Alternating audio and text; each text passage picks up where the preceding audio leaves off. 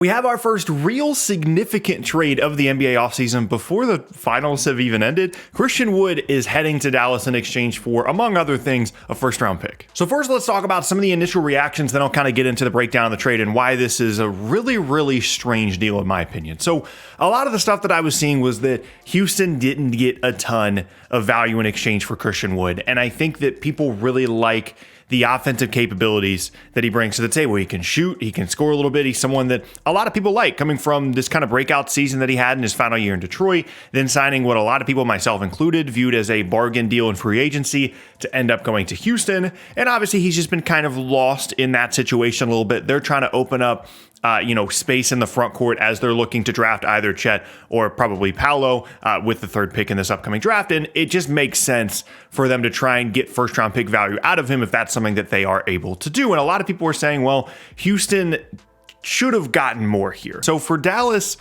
if you watched my offseason predictions video the other day, you know that I thought, that they were going to be in play for a significant front court upgrade, specifically at the 5. Rudy Gobert, DeAndre Ayton, maybe even Clint Capella.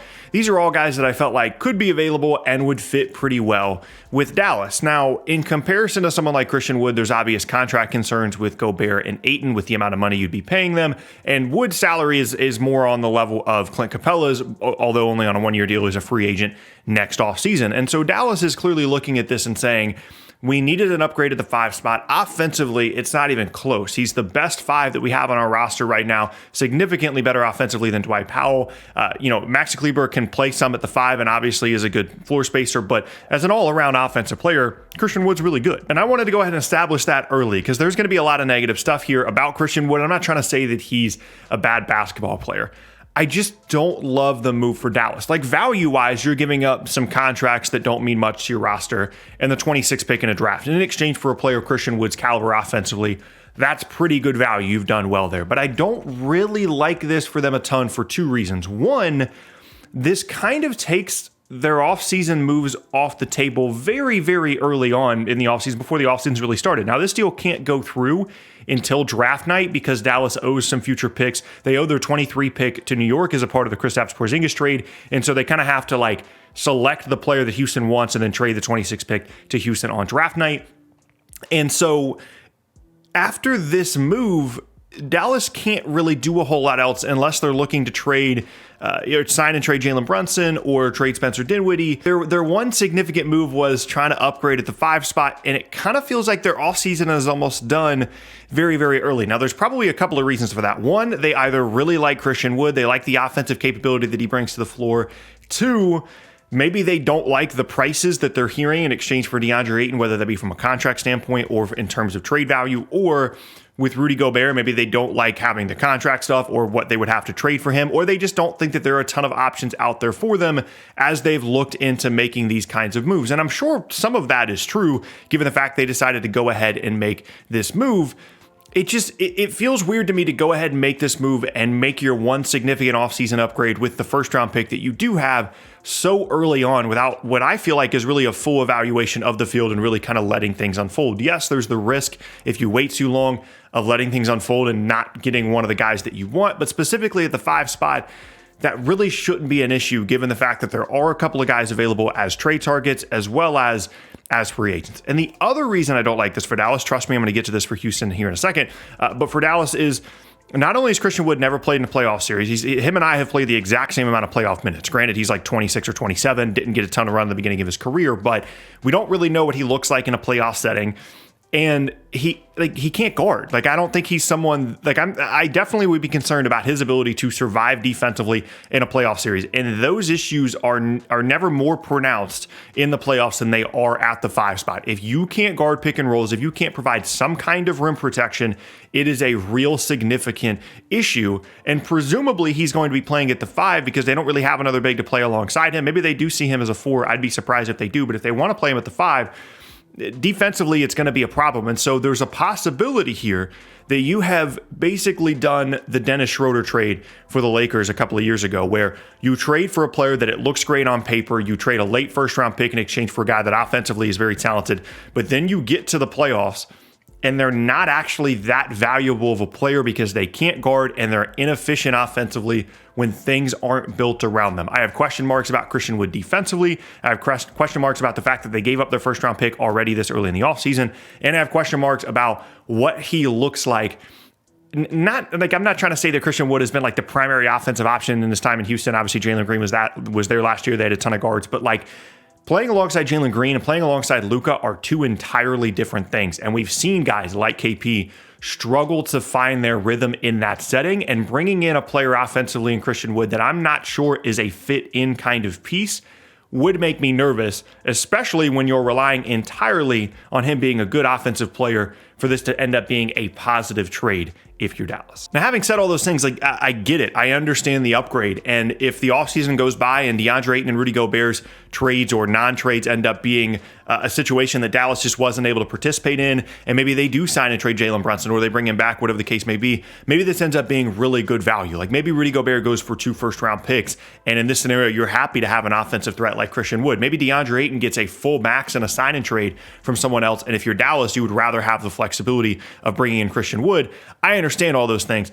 It's a little confusing and it's a little bit weird. The one positive I will say for Dallas is whether it be once they get to draft night or during the season or before the trade deadline, Christian Wood is a very easy piece to move. If it just doesn't work, like if he can't guard, if he doesn't fit with Luka, if he doesn't fit in with the team, because that's another thing is like this is clearly a talented offensive player, but Detroit nor Houston were super, unwilling to get rid of the guy. They both really didn't seem to care about either letting him walk in free agency if you're Detroit or trading him if you're Houston. So maybe there's something going on there. I feel like there probably is. But let's just say that it doesn't work out, right?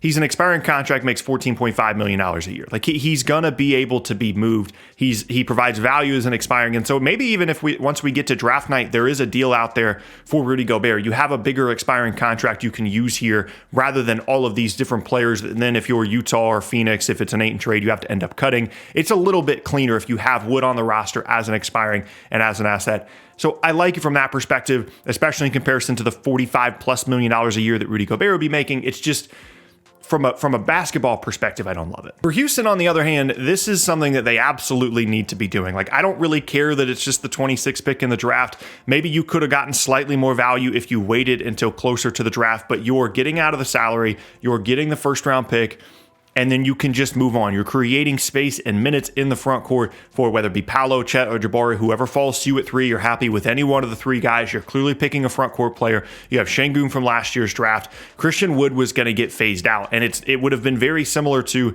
the Eric Gordon situation from this season, where you've got all these young guards, and Eric Gordon has to play because he's good, but then it's weird because you don't know if he's taking away too many opportunities, and it's just hard to get a guy like that to fit into a rebuilding team, and that's the situation Christian Wood would have found himself in Houston if he had stayed this upcoming season. And then again, it's unlikely that they would have re-signed him given the young prospects they have in the front court anyway. So to get value out of him now, rather than wait until the trade deadline when his value might have been lower, either because he wouldn't have been playing a lot, wouldn't have been playing well, or teams don't want a half-season rental in exchange for a first-round pick, I think this is good value. I was really surprised to see a lot of the reactions yesterday where people thought that Christian Wood was worth more than this. Like maybe you think, okay, well, he's worth a top 20 pick rather than the 26th pick. It's a first round pick. Like we see players all the time that are picked in the 20s that are significantly better than players that are picked in the teens. And if you're Houston, you just want assets. They now have 3 first round picks in this draft. They obviously have a ton of future picks as well. And so anytime an opportunity comes up to trade for a big time player or to move up in the draft, get an extra top 5 pick in this draft, anytime that opportunity becomes available,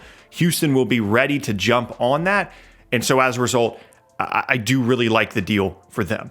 I'm prepared to be wrong about this. Like maybe Christian Wood ends up being really good for Dallas this year and he's a critical piece for them in the playoffs. It's just very easy for me to imagine a situation where this was their move. They re-signed Jalen Brunson. They bring back basically the same roster next year, except you have Christian Wood in there playing basically all the Dwight Powell minutes. It's very easy for me to imagine a scenario in which they get to the playoffs in the first round, Christian Wood can't guard, and they're basically playing the same team that they did this year, next year, but they traded a first-round pick in exchange for a guy in Christian Wood that's going to be gone at the end of next year unless they want to re-sign him to a long-term deal, and they haven't actually upgraded their team in a real significant way.